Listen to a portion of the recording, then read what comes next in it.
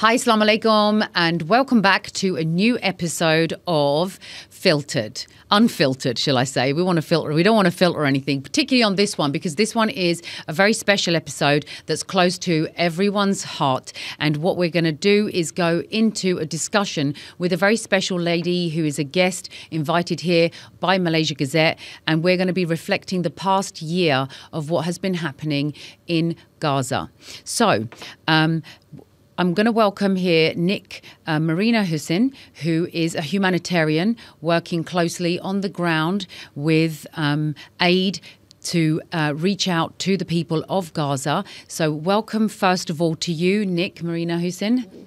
Thank you very much for the invitation. Oh, you're welcome. It's been a pleasure, and I'm really eager to talk to you. And I'm sure I'd love to thank Malaysia Gazette for inviting you as well. I've been excited ever since they've told me. Oh, okay. Yeah, Right, it's because it's close to everybody's heart, isn't it? Everybody wants to know how things are and what's happening, and especially to meet people like you that are have a strength to put something together to deliver to the people that need relief. Yes, that's true. And it's a team effort. But we need someone to start with that effort, definitely. But it's all about teamwork. And, of course, the support from Malaysians as well. So tell me, how long ago did this start for you? When did you... Like our efforts or for Gaza? What started it? You're for Gaza. Let's talk about Gaza specifically because it's the year's anniversary of when the conflict began. So where and how did you get involved in all of this? Okay, how did we get involved? Then I'll go into Gaza perhaps. So just a brief history of the organization, for example, because a lot of people don't know us yet, but we do run a lot of work silently. All right. So our name is Karisma Humanitarian Outreach Mission. In short, just call us COM. Okay. All right. And I'm an educator. So I gathered my students, my alumni, to establish an NGO which is known as COM. So it was after years of strong relationships with the students. And once they became professionals and we saw that let's do something. First, it started with the flood of Malaysia in 2014-15. And then we realized that, we can do something more. We can reach out to the world. And then we started doing our international missions in 2017 with young Malaysians who became my team members. And Alhamdulillah, starting from 2020, during the year of COVID, that was our first official work on the grounds of Palestine. It's been 4 years since we have been in Palestine, but our efforts actually to help through our students, through gathering of funds in small manners, that started in 2003 actually. So we have always been supportive. Yeah, we've been collecting funds, and then we pass it over to local NGOs whom we know, and then we hope that the aid will be delivered. But finally, when we established ourselves in 2018 officially, 2020, the year of the COVID, as you know, that's when we started work because at that time our partner reached out to us and they said that the sanctions, not only was the sanctions causing the people to suffer, but of course the COVID MCO. As you know, and we reached out to the people by delivering in immediate nearly 900 boxes of food just 2 days before Aidilfitri, which is 2 days before everything was of total closure at that time. The regime wouldn't allow the people to go out at all. And of course, we understand not only was it because of COVID, but also because of the situation in Palestine. But the latest, which is, as you know, today's I don't want to use the word anniversary. No, because it doesn't sound good. Anniversary is more like, something happy. So I would say the first year that marks the war, the marking of the war. 7th of October, we understand the war began, triggered by, of course, years and years of oppression.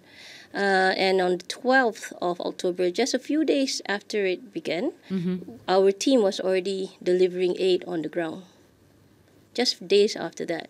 And we didn't expect this war to go on until a year, which is today, and we have no idea of its end. No. There seems to be no light at the moment. And we still deliver aid until today. In fact, we just returned from Jordan to deliver humanitarian aid through the gates of Jordan. But but Jordan is just one way of the entry of aid, but we also have our ground teams. It's difficult to understand the scale of what you are doing. It doesn't, because, anyone that looks on will think that, they're not understanding the scale, because I'm sure that this is quite a huge operation in itself, and the people that are involved. There's a lot to think about. Tell us a little bit about that. Okay, first, of course, is the strategic situation where you have to have a strategic mind. You have to start planning immediately. So, alhamdulillah, I've been raised in an army family. Okay. All right. Yeah. Discipline. My dad was an my army father's general. family's army as well. Alhamdulillah. Yes, so we are family. Yeah. So you understand how it is to grow up in a military Yeah. background. And an Afghan mother, that usually changes things. You see? Yeah, it's harsh. So that's the situation. Yeah. So you understand. That's where I got it from then. Yeah. I can understand. I think that's why now. we warmed up so quickly. Yes, exactly. We understand that. We understand it immediately because we came from a very disciplined background. Everything has to be crisp and sharp. Everything has to be clean. Everything has to be in order. And everything has to be taken into consideration as well, because everything. you can't slip. Correct. You slip, you're in trouble. Correct. And you have to suffer the consequences of your actions. Yeah. Because that's how we are trained. Yes. Okay. Understand. And of course, there is a certain part of leadership inside, of course, Needed. when we are leading the team. Of course. So first is the strategy. When I saw that the situation was bad, I mean, the 7th of October, people were happy because of, the freedom fighters trying to gain freedom for the land of Palestine. But when the regime started to strike back, they didn't strike back in a war manner, in a manner of war. Because, as you know, what does war mean first? War is arms against arms. Yes. Where if you have an arm and I have an arm, then I'm defending myself or you're attacking and so on. It's arm against arms. Yeah. But this is not arms against arms. This is arms against the defenseless. Women, children, the elderly, civilians. So when we saw that the situation was getting critical, I decided on establishing 2 teams. First, Team A, Team B. Very simple. Yep. So Team A was in charge of central Gaza until south, and Team B was from north till central. Okay. So that's how it worked. Yeah. And then there was a total closure of the north Gaza. I think I saw that on the news as well, because I was over there at the time. Yeah, okay. Yeah. So North Gaza was totally trapped. The people couldn't move. They were already warned to go south. Everybody was told to go south in November, 1 month after the war. But in January or February, as you know, the everything was restricted because not everybody could go down. For example, our photographer and our Team B leader, they decided not to move. They decided not to evacuate. They told their families to go down south. But they decided to stay because Team B leader, his father was sick. Right. And Team B photographer, he said that we have to help the people here that cannot move. Yeah. So they decided to stay back.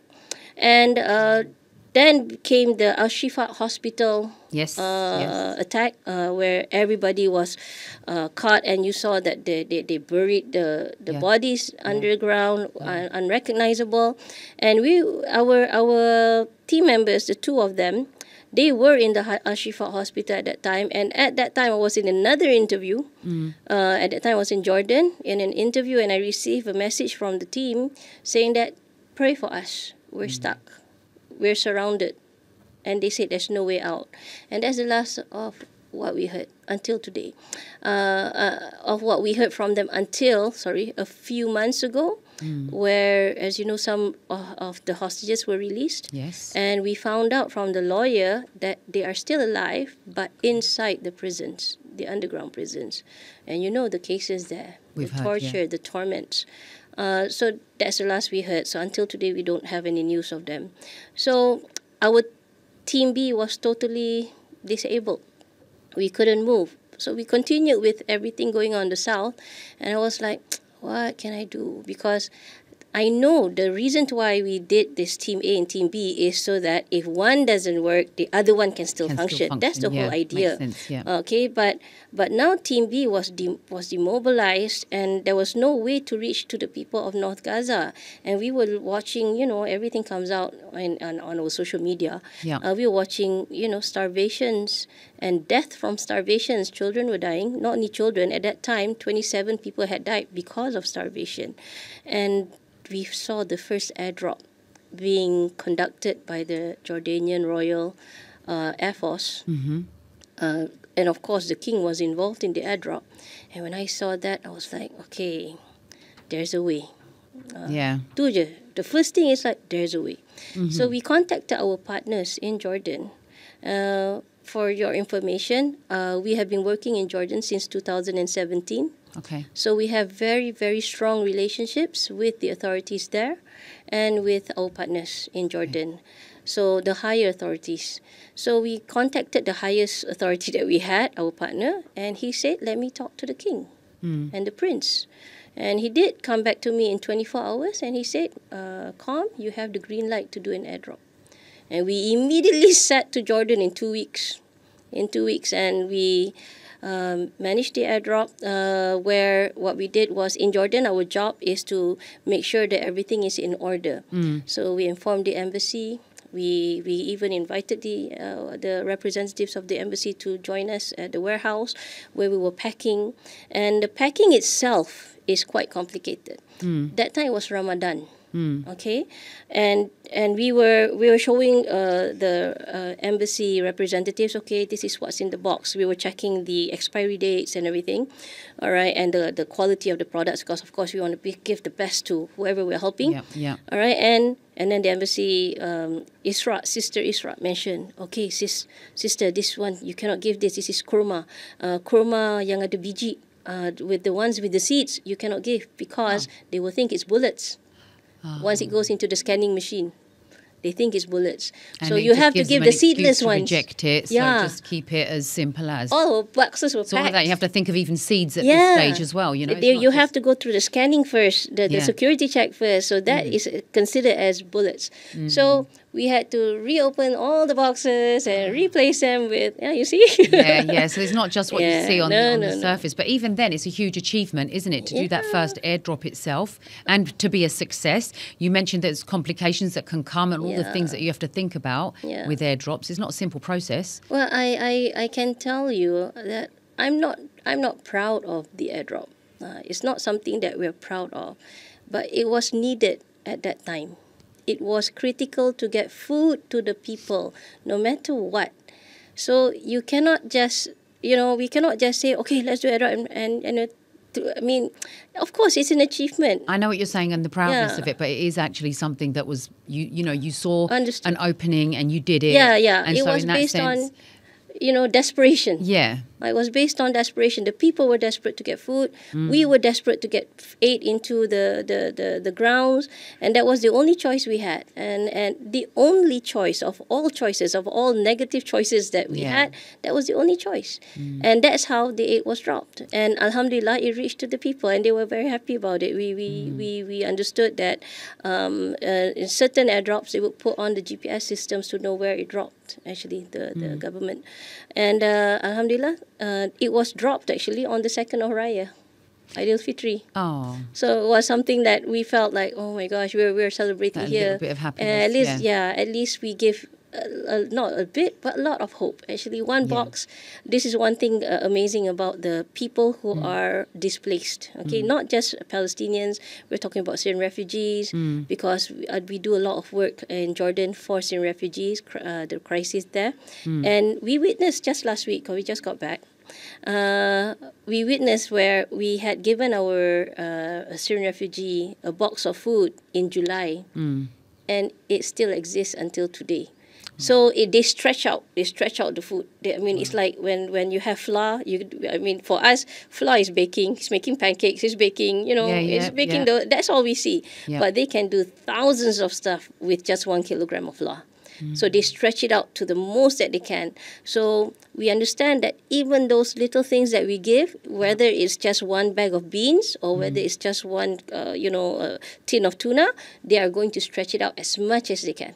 So it's not a little bit of help. It's a lot, even though it's just a tin or a bag. So to somebody looking from the other side, it seems so small. Yes. But for when it arrives, even just the value of it and then what they do with it is huge.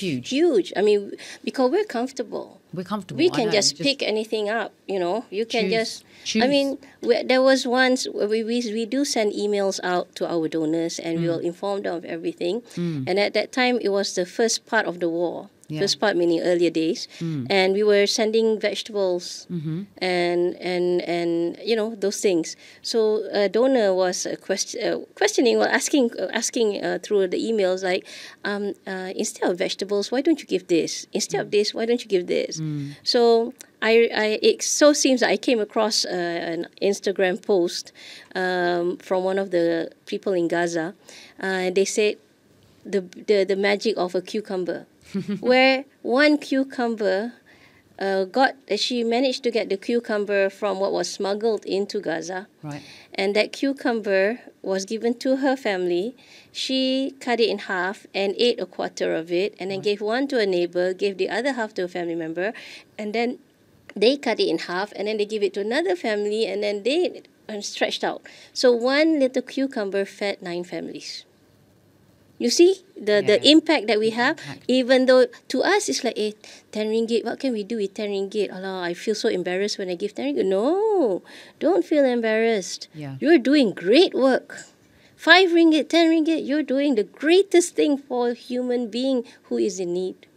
So it's understanding the need, isn't it? People you can't reflect. You cannot comprehend and well. you can't comprehend on a need until you've been in a needing position yourself. And that's the difficult part for people because because it has been going on for so long, they're desensitized to not just the images, but also the needs, because the images have become just images. Correct. In their mind. But actually there's a reality, and that's why I was so, I was just eager to meet you because you've been there, you've seen something, and it's in your eyes, it's in your head, and I'm sure that there's a lot that you have seen and experienced that you can share, and this is something to get out to people to understand that the tiniest little things, detail, tiniest amount would make all the difference. Yeah. It's a drop in the ocean, made the ocean, right? True. Yeah. If not for that one little drop, there would be no ocean. There would be no ocean. There'd be no ocean. So that's what you've achieved with, I know you're saying you're not proud of it, and I understand your reasoning why you're saying that,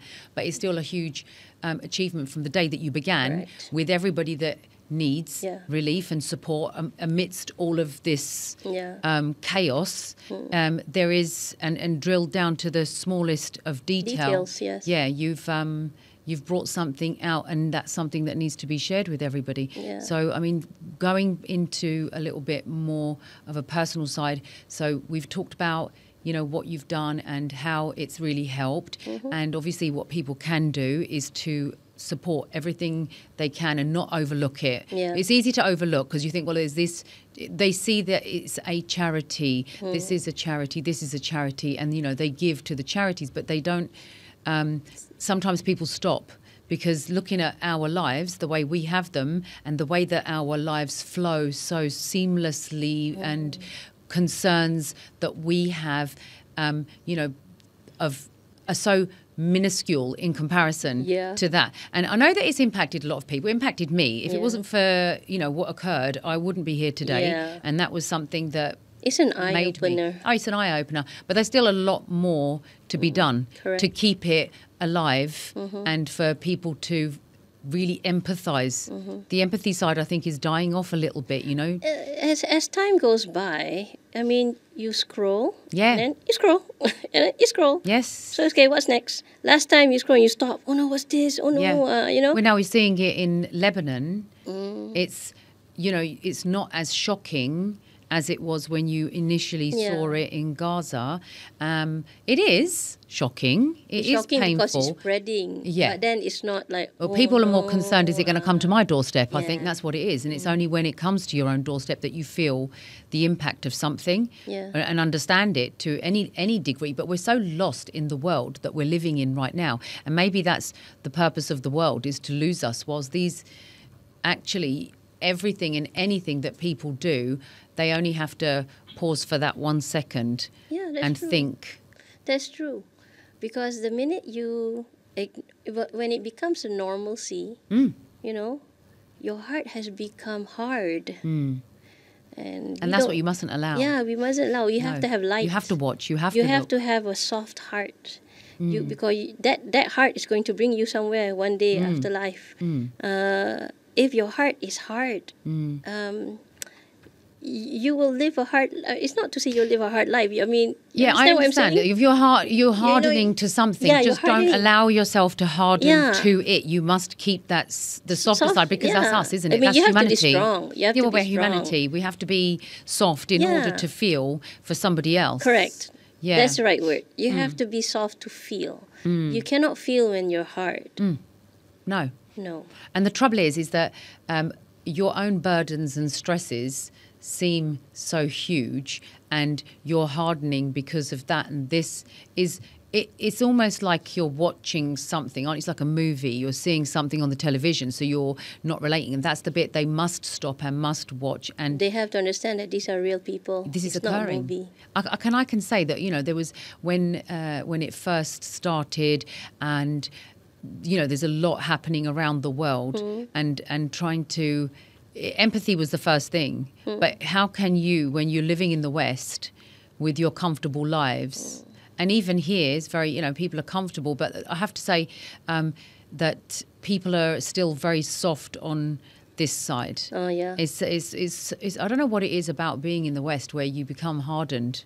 You do become hardened. And it's not everybody that's got that softness. But focus is here now to understand and get that message out there. So can you share some of your experiences that have really touched or been, I won't say memorable because that's the wrong word, isn't it really? But that has had a lasting impact?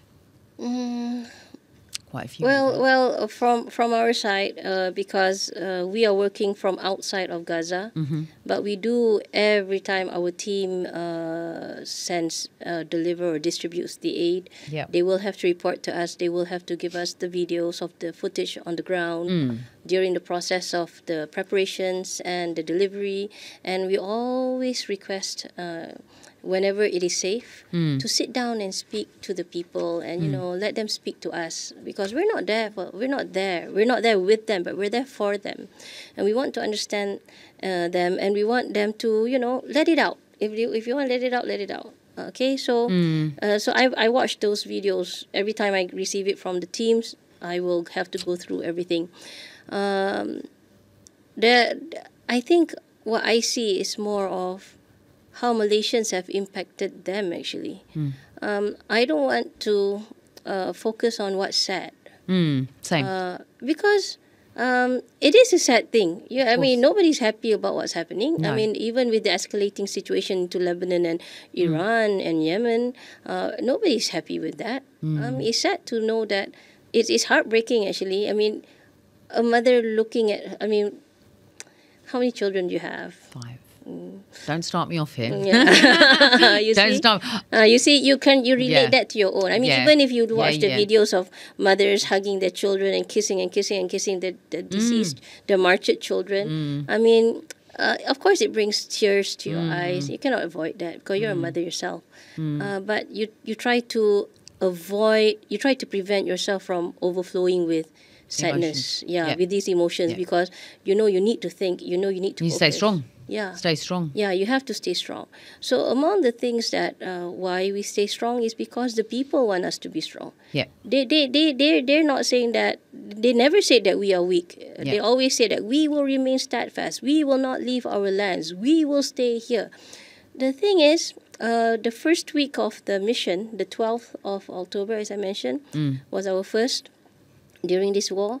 After that, I did call my team member on the ground, and I said, can it get inside? Because we're hearing all sorts of news, and people are asking us questions. What do we answer to them? And he said, Marina, you don't worry. We will find a way. We've been in this war for so long. We will find a way. So when I hear we will find a way, what about us? We will find a way. I mean, we will find a way to help them find that way. They need us now. So don't leave them. So if you keep on scrolling and scrolling, you're already starting to leave. So the things that I noticed... Yeah, that's a very, very... Let's stop there. Yeah. Actually, that's a valid point. The minute you're scrolling, you're already leaving. Yeah. Yeah, it's true because, you know, and it's come to that. It has come to that because after a while, it's not trending anymore. Yeah, or it's repeating, isn't it? It's just like the Syrian crisis or any crisis of the world. I mean, don't forget them. A lot of people have been forgotten, but this one, don't forget because it's still real. It's still real. I think that's where people are getting lost with it. They're scrolling past. They are hardening to it. That's a way of living. Yeah, they're leaving. They don't realise and moving on with their with their lives. Yeah, their lives. Because remember the time that it just started, everybody was like, everybody was like, some people feeling depressed. Donations and people do. Oh yeah, we saw people all of were that. Saying they're like, it's so depressive. It's so depressing to watch this. It's so like everybody was stuck. They wanted to leave, but they couldn't. Yeah. But now everybody can leave. Yeah. You see, that's the difference now. Because of the time, you know, everybody's got to get on with their lives. Yes, true. Get on with your lives. Yeah. But don't forget that. But like you did something. And actually the something that you did grew quite into something else. And, you know, there's everything needs some sort of motivation to drive you to do something. And like we said, even if collectively there's only a few of you, it doesn't matter because, you know, you could look at how you can do something else when you were looking at, for example, the airdrop. You know, what else can I do? Yeah. That needs to be the mindset of not leaving but staying put. And even if you have donated and even if you have done this, find out what else you can do. And I can say I've probably been weak in that because I've got my social media and I've thought, okay, I'm shadow banned, there's nothing I can do there. But what else can I do? There, whenever a door closes, another one opens. You have to step forward, though, to open the door. Yeah, but sometimes there is no door. You create the door. Correct. So that's what we did. Yes. We created our own door to the passageway that actually can exist. So sometimes it's not about waiting for that door to open. Sometimes it's you have to create that door. You do. You have to think of it. Yeah, you have to think of it. So that's how it all, you know, began with the Jordan side. Okay. Yeah. So among the things that I know that affects me is when the mothers in the videos, they say, who else will help us if you don't? There's one mother that's saying, true, for all you know, it was just us who just helped, you know, if nobody else helped. For all you know, we were the only ones there. And yet we can turn away. So I know that deep down inside, deep down in our hearts, everybody knows they can do something. Everyone in this room knows they can do something. If they don't, then at least it starts them thinking. Because sometimes you, like I said, you unintentionally you leave. Unintentionally, because something else will take over you and consume you to pull you that way. And actually we have to keep bringing back. We have to realign. We have to recenter to remember what it is that we need to be doing. And if you think that there isn't anything because you're being pulled into other affairs that distract you, you have to come back to the thought. And I guess the only way to do that is to maintain awareness and somehow utilise whatever ways and means that you have. And even if it's the smallest thing, you know, like, I don't know, responding to somebody with something. Anyone that is... You know, I tell you something else. I mean, I don't know how deep, you know, we're going to go into conversation because this is unfiltered conversation and we're on air. But there's so many opportunists out there. And that's another problem. When people are donating, there are, unfortunately, other people who are trying to benefit from the situation. So knowing that they direct their money to somewhere that isn't a charity organisation that is trying to make, or not necessarily, Misuse. there's, it's not just the charity organisations. There's people out there trying to raise GoFundMes, and you've got generous people who are giving to those.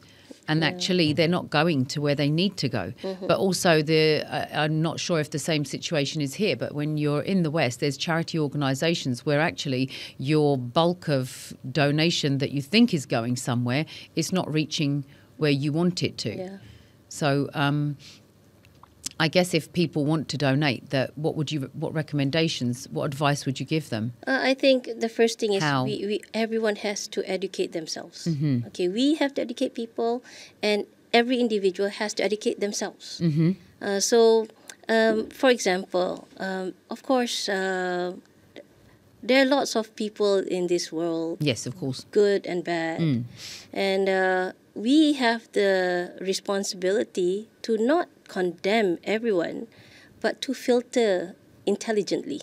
Let's put it that way. One way is to find out what is true and what is not true. There's so many ways. You have the internet now. You can Google and you can visit their websites. But you're getting people reaching out as well, people that are reaching out to other people on social media and saying that they are there and able and setting up these. Yeah, setting up this. That's why you have to go for the audit report. Right. The audit reports. And of course... you mean ask them to provide? Yeah, ask them to provide, because okay, that's transparency is important. Okay. So if you feel that you want to make sure that is this legit, yes, is this true, just email that organization and request for an audit report. Right. Once you get the audit report, you have to make sure, not just read the audit report, you can contact the auditors. Because if you're audited properly, like for example for COM, we do our external audits. That means we appoint professionals. And people will be forthcoming with that information, won't they, if they're genuine? Yeah, so you can even contact the auditors and ask, is this true? The company, and you can look into the auditors, whether they exist. It's a chain. It's a chain. And that's more organisational, though, isn't it? Yeah. So, what about individuals? Because I can say that even though, like, whatever scale I'm, we have to be very careful. We have to be very careful because what advice? one thing about Malaysians, bless everyone. Yeah. Malaysians are so generous. They are. And they're also kind. Yes. But also, some are easily deceived. Yes. Very easily deceived. Yes. Macam, like sometimes you have all these makcik-makcik yang kesian, that they really pity people and they immediately give. Yes. So we have to educate them. We have to tell our mothers and grandmothers, okay, if it's this one, no. Okay, if you want us to do the donations, let us handle it. Let the children handle it, because the children will know what is legit, what is not legit, where to look and all that. So it's important to educate ourselves, to go into the audit reports, to go into the websites, to even look at the impact that they're doing. That means, for example, like COM, if you go to our social media, Instagram or Facebook, you'll see every day we'll be updating what we are doing. We'll be updating our work. We'll be saying, okay, this is where your donation went. This is all that stuff. So you can guess where your donation went from the day you contributed. For example, if you contributed 2 weeks before we went for our for our mission, then most probably that was your box. Okay. Most probably that was your box. Okay. So we will always update our donors every single week. Twice a week or once a week when I have time, and I'll personally write to them. So it's something that we have to make sure that we're in touch with the people, and we have to be as transparent as possible. And I would also urge for Malaysians to be kind in your words, because the people who are doing work, to be condemned and to be put in the same group as people who might not be as honest, it's kind of sad, because you're just that's collective punishment. That is actually collective punishment. I mean, we're doing the same thing, collective punishment. You're punishing everyone just because you are an NGO. for example. So it may not be fair, but I don't bother about it so much, actually. I do try to educate as much as I can. But if I were to bother about this, and if my team were to, to be heavily affected by this, then we won't be able to focus on what's important. What's important? Yeah, so what's important is our work. So focus on the work. Why must you bother about all these issues? What we do is, if anyone, comments, we'll try to educate them. So when something goes bad, we'll be diplomatic. Diplomacy. Like, thank you for your comments. All right. I call for that your robotic. information.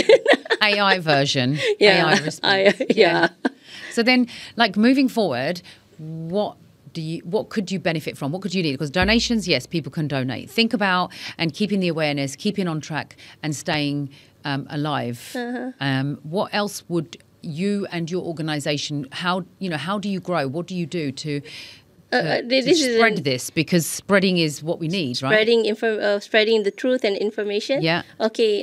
Volunteers, how does it work? Okay. First thing is, on our way back to Malaysia, all the flights were cancelled from Jordan because of the Iran attack. Right. Okay, so we were there. We saw the ballistic missiles on top of our heads. Wow. And actually, we had two experiences.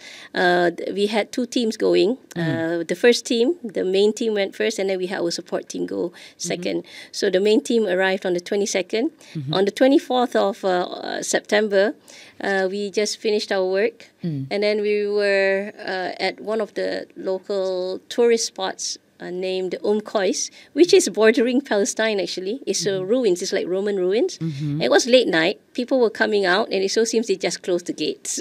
Okay? And we wanted to do our interview there to wrap up the day. So I was going back to my vehicle when my team started shouting, Karina, at the back. And I was like turning around thinking that the gates were open again. And it so seems they were telling me, look up the sky. And we were looking at Hezbollah rockets right in front of us. Okay, and you can hear the boom, boom, and you can see the Iron Dome, intercepting. So that was one. The second one was the 1st of October, where the Iran ballistic missiles targeted Israel, and some managed to get through. I think about 20 of them got through, but they targeted the army base. So we were at the airport, and all flights were cancelled except for national carrier, which is Royal Jordanian. So it's just by luck that we took that flight. Yeah, that flight. So we were, alhamdulillah, back on time. But we did meet one of our. Quite, no one was. It was like because you don't know are we day okay? to day. You actually don't know, do you? You don't know when they're going to strike. Day. No. Well, strike or what Don't know. the reality when they say people say this, don't they? You could go to sleep and you might not wake up in the morning. Yeah. Think about what you're doing today. Yeah. Actually, there's that's real life. That's real life. Yeah, that's real life. So when we were at the airport, one of our team members, Arshad, he likes to chat with people, and he met up with this guy working for UNHCR, and he was asking, he was asking something of the same question that you're asking about our organization. And I said, his name is Sulaiman. I said, Cik Sulaiman, actually, I'm an educator. And my secretary is also working for her grandfather. And we are all working. And then he was like confused, like, then what about your NGO? I said, he said, oh, so it's your part-time job? I said, no. It's our side duty. I didn't use part-time job, but part-time duty. So we work in the morning for our professional work, and at night we'll get to our work for the people of Gaza and whoever we're helping. Life can still balance, can't it? You can still do both things. You can still do both things. You can do lots of things. Yeah. For all the women out there. Wow, you can do lots of things as long as you put your mind on your job. I mean, what you're supposed to do. So, how does it benefit us?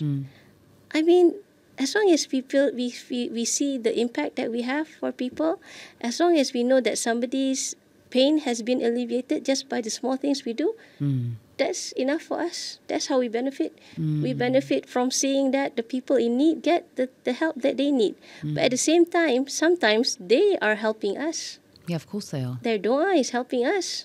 We're not doing much. Well, they the are doing actual their prayers. That's the benefit. All of it is helping us. Yes, that's the benefit. Yes, there is Inshallah. something to learn from all of this. Even if, people aren't engaged as heavily, there is still something to take from this situation as a whole. And in I a know good that. way. Yeah, it does. Yeah, Definitely in a good way. Definitely in a good way. And that's what you need to maximise. Yeah. Knowing that and learning, like you said, is important, isn't it? Every day is a learning process. Yeah. I mean, we cannot say that I have this experience, I've had many experiences, and I can do this and I can do that. No, it's about every single mission will never be perfect. You cannot plan and you expect the perfect mission. There's no perfect mission. You try to head towards that perfection so that, things go along the way. But there'll be changes. So you have to practice flexibility.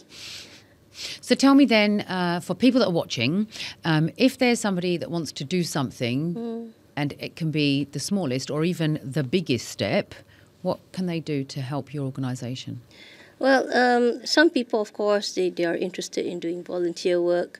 I think when it comes to volunteer work, start at home first. Right. Start at home first. Gain some experience helping people, your neighbours, your family members. I mean, sometimes your own family member needs help, but you don't help, but you want to help someone else. Yep. I mean, it starts from the little things here first. In terms of our organisation, we cannot bring volunteers overseas. The ones that we bring are the team members itself or the staff. Because one thing is you have to have your expertise. For example, can you speak Arabic? Then you can help me become my translator, for example. Or perhaps if you're good in logistics, so you know how to handle logistics there. So our team actually specializes in those needs. And every time I have a mission, you don't necessarily see the same people in the picture. Why? Because different missions require different special skills.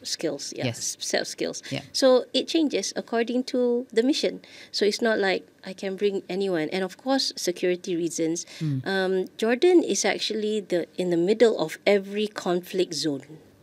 Every conflict zone. They're in the middle. So I can tell you, Jordan is the most difficult place for us to enter. To actually enter Jordan? The airport itself is difficult. Oh. If you're a student, it's okay. But if you're there to work or, they start questioning, they see the cameras and they start getting... Anybody who's a cameraman, you're going to have problems there. Even the blower, the camera blower. There's a camera blower where you just blow. It looks like a grenade. They say it's a grenade. They consider it a grenade. So it'll be taken away from you. So anything that's going to do any kind of, news related, it becomes troublesome. Yeah, so we have to make sure that how we enter is through the proper channels. Yeah. The embassy must be informed. Yeah. And then since we are working with the relevant authorities, we have invitation letters. So because of the invitation letter, inshallah, we can get through because we're doing work over there. So support with local work, you could say, is to raise funds. They could join you in raising funds if they wanted to. Raise. Please, it's important for the people of Malaysia keep a fundraiser, to know anything, events or anything. Raising funds is a great way. Make it fun. Yeah, like for example, we have also, I have to mention, last month there was a freedom football match organized by Adam Sinclair, if you know, and Yuna and Bantu heroes, Anas Amdan, sorry. Yeah. And they contacted COM because they wanted to raise that funds for COM to run our delivery. And so, alhamdulillah, for the aid recently, we did manage to get about 2 pallets of food boxes from their distribution, from their fundraising, also baby milk, infant formula, and also the ground teams. We divided the aid into 3. Team A, Team C, which is a new team, and the Karisma Malaysia team that went to Jordan. So we divided into 3. So their aid has already been fully dispersed, and they're going to do a second one. They're going to do a second fundraising event, which is great because even my students, because I'm an educator, they actually raise funds also. They gather their friends to raise funds. They even run events. And of course, individually, I mean, just visit our website. Do please visit our website, www.com.org.my, and you can go to the donation button, and all our active campaigns are there. If you're interested in wanting to help the people of Gaza, so there's some then structure you go they there. can follow if they need the help, and they can go to the website. Yeah, they go to the website, and everything is stated, because seriously, I like to explain everything, so it's too detailed actually. It's too detailed, so it's long. So if they want to know, stop and pause and learn. Yeah, because most of the time people don't read. No. But those who read, unless it's gossip, they know. Yes, true. If it's gossip, they'll be watching. Yes. So listen, I'm thoroughly grateful. I wish I could. I'll probably sit here and talk to you for ages. Like you said, we clicked straight away, and I'd really like to just hope that the conversations that we've had have been inspirational to everyone watching. Go to the website, think of something, do something, because we need to remain on track with this. So I'd like to thank you for everything that you've shared. There's so much more that I wanted to know, but we maybe save that for another visit. Inshallah. And I hope you guys have watched, learnt some more, been inspired, touched, and reopened. We can call them, your hearts that may have kind of closed off or been hardened over time, because it's not something that, is lost for words, really. It's difficult to talk about something like this, isn't it, really, and say what you want to say. But just, open your hearts back up again and increase your awareness. So from that perspective, I guess there isn't anything more that we can say today except for maybe a prayer and dua that, Allah makes it easier for everybody that's involved in it, yourself, the people that are struggling, the aid workers, the people there. Exactly. Everyone. Just a dua for everybody that they stay strong and healthy and keep pressing forward with achieving what your mission is aiming to achieve. Well, thank you so much. Yeah, that's it. Definitely. Okay, thank you guys, and look forward to seeing you next time. Hope you've enjoyed the show today and it's touched you in a way that it's touched me. Thanks for watching.